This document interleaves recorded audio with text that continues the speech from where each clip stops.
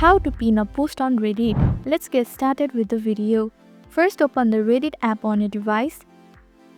Next, tap on the hamburger icon at the top left corner of the screen. Then under your community section, open any community where you have permission to manage the post. Now look through your community feed and find the post you want to pin. Instead of tapping the three-dot icon, hit the small icon at the bottom right corner of the post. From the menu that appears, select Add to Highlights. At this point, you will have a few options.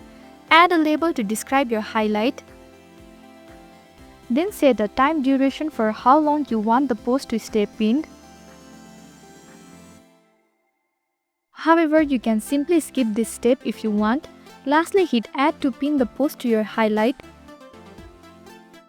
Finally, the post is now more visible and easier to find for the community members. That's all. This is how to pin a post on Reddit.